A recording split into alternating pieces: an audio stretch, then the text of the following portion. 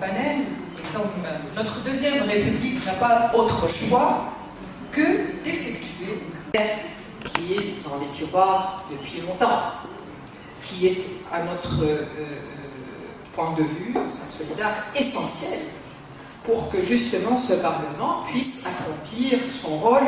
Il a besoin de ressources, d'institutions, d'administration, de capacités pour jouer ce plein rôle et ce rôle central dans la gouvernance actuelle. Les instances constitutionnelles, des thématiques comme la lutte contre la corruption, comme la régulation des médias.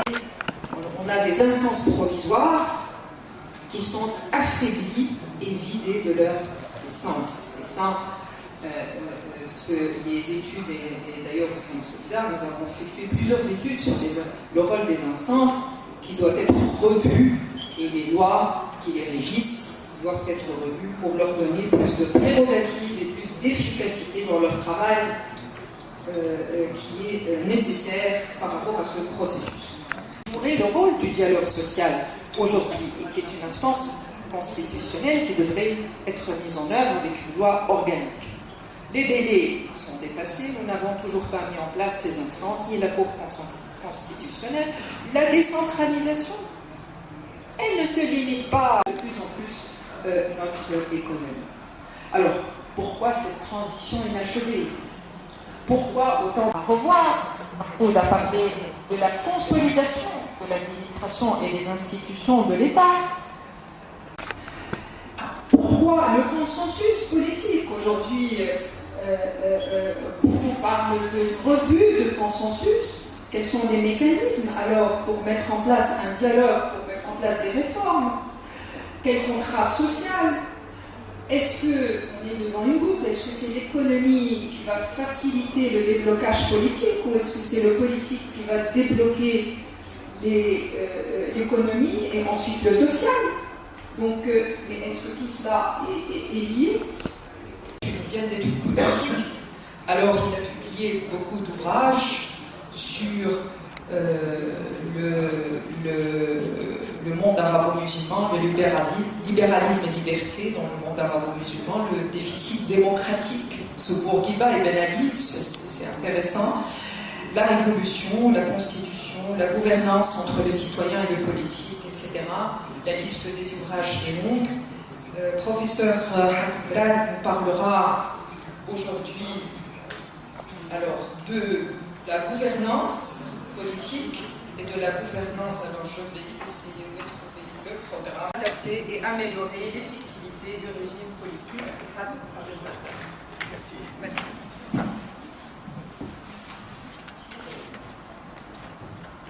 Merci Madame Zéli de m'avoir invité. Je remercie aussi Rolling Center, qui se spécialise dans les pratiques et les institutions de dialogue. Je crois que le dialogue, pour qu'il y ait dialogue, pour qu'il y ait pluralisme, pour qu'il y ait consensus, justement, on a beaucoup abordé la question. Donc, les Américains ont pu assurer les bases fondamentales de leur régime politique depuis déjà des siècles, et ils ont son mandat. Ils n'ont pas été poussés à faire des modifications fondamentales, parce que le jeu politique était clair dès le début. Et donc la vie politique, malgré les... Il y a eu des erreurs de conception d'ordre politique et institutionnel qui malheureusement sont devenues la loi commune aujourd'hui.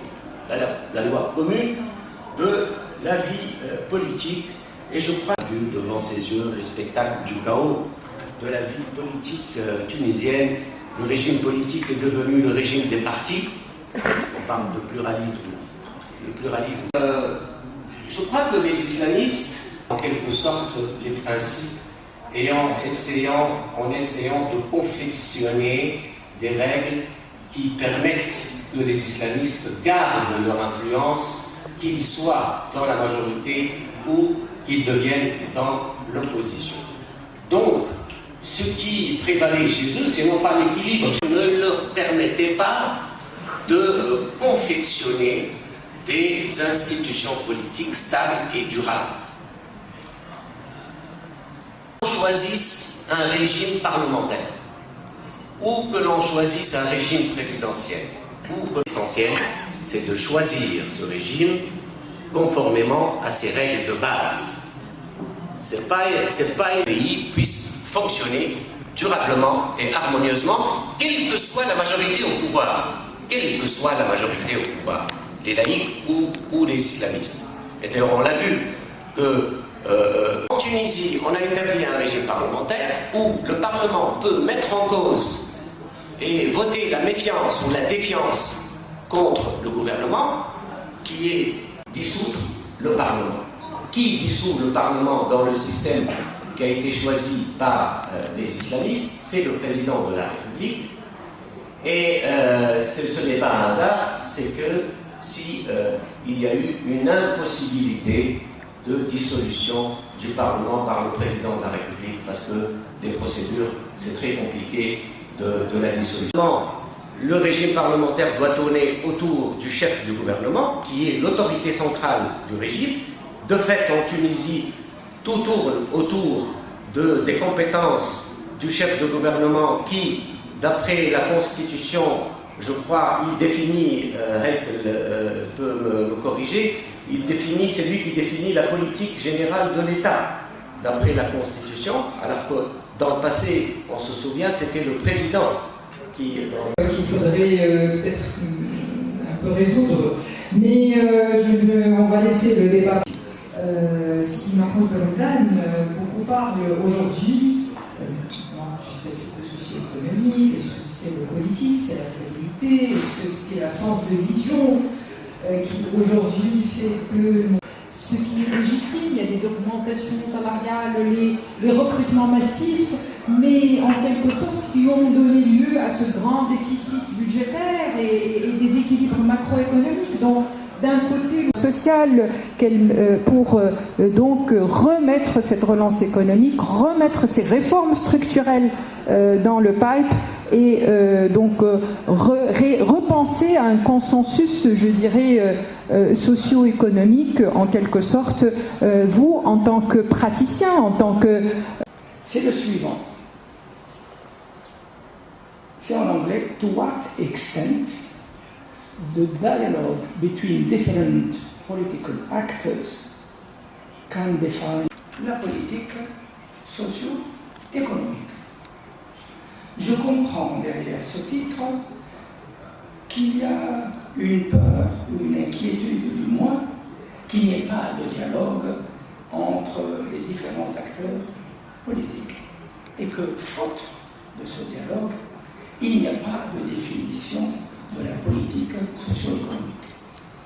Alors, je vais confusion dans ce que le professeur Hatem vient de nommer, comment tu l'as nommé?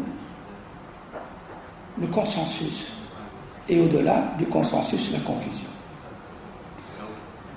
Donc, ce que je vais soutenir, c'est que les gouvernements, depuis 2015, se sont attelés à la gestion des affaires courantes. Ce que je vais dire aussi, c'est que, faute de réforme, le risque est grand de voir le désespoir s'installer et l'opinion publique regretter l'ancien régime. Contribution s'énoncerait en 3 points. Le premier, c'est de présenter la situation économique et sociale actuelle depuis la Révolution, les exigences de réforme, et puis le deuxième équilibre, qui est celui de la cette année, 75 milliards de dinars. Si nous examinons nos réserves en devises, aujourd'hui nous en sommes réduits à 70, 75. Il en découle. Et puisque nous sommes devenus un pays aux structures macro-financières, si en 2010 nous avions comme notre souveraine investment grade, c'est un pays dans lequel vous pouvez investir, nous sommes descendus à speculative grade, puis au cours des 2 dernières, la santé qu'il s'agisse des transports publics, dans tous les domaines, la régression des services publics est à son comble. La révolution a été faite au sein de la classe politique. Bon, c'est celle de la sécurité sociale qui est aujourd'hui en état de faillite. Si le système de santé est à ce point dégradé, en crise, mais en état de faillite, c'est tout le système de protection sociale tunisien qu'il est absolument urgent de réformer. Il n'y a pas de réforme. Qui sont aujourd'hui en état de quasi-faillite, qui souffrent et dont le déficit ne cesse de s'accroître? Aucune réforme n'a été faite depuis 2010. Une réconciliation de ceux qui gouvernent ou gouverneront avec la société, avec la jeunesse. C'est-à-dire que les gouvernements prennent en charge les revendications légitimes de la jeunesse, des régions défavorisées, et mon collègue qui m'a précédé a émis des orientations. Ce serait le régime politique. Je suis en partie d'accord avec lui, mais ce n'est qu'une partie du problème. C'est tout le système de gouvernance qui est aujourd'hui en cause, et pouvoir faire des réformes, se réconcilier avec la société civile, exige un État fort. Ce n'est pas davantage de dialogue entre les partis politiques. Ils dialoguent très bien à l'ARP, qui pourrait définir les politiques socio-économiques de ces citoyens. Je vous remercie pour votre attention. Pour l'invitation. Merci aussi pour le choix du thème, parce que je pense que j'ai essayé, à vrai dire, de regarder un peu la littérature sur l'économie politique des réformes, sur lequel il y a un certain nombre de chercheurs qui sont en train de travailler, de centres de recherche. On a beaucoup parlé, on a beaucoup évoqué, bien entendu, les raisons des printemps arabes, des soulèvements de violence, mais et on a très rapidement passé au scénario politique, comment gérer, comment trouver éventuellement les options, les choix politiques et économiques pour stabiliser la démocratie. C'est un sujet qui n'a pas eu suffisamment d'intérêt. Comment inverser cette trajectoire de développement, comment résorber ces disparités régionales, comment créer de l'emploi, comment stabiliser la situation économique du pays, et comment rendre espoir à la population qui a commencé un peu à se déliter au fil des années. Et on a commencé d'ailleurs à entendre cet argument que tout a changé pour que rien ne change à la fin. Troisième lecture, elle vaut ce qu'elle vaut, mais c'est une troisième lecture. Moi, il me semble que depuis 2011, on est entré dans un cercle vicieux, qui n'est pas propre à la Tunisie. J'insiste sur le fait que c'est important de ne pas regarder exclusivement le cas tunisien. Ce cercle vicieux où les investissements ont baissé, le tourisme a pris un gros coup, on est face à une situation d'instabilité politique, aggravée encore plus par les attaques terroristes, etc., et donc des économies qui dépendent beaucoup justement de l'étranger, de l'afflux des investissements directs étrangers, du tourisme, justement l'endettement augmenté, et aucun des gouvernements de la post-révolution n'a su et n'a pu inverser cette tendance. Alors, que ce soit avant 2014 ou après 2014.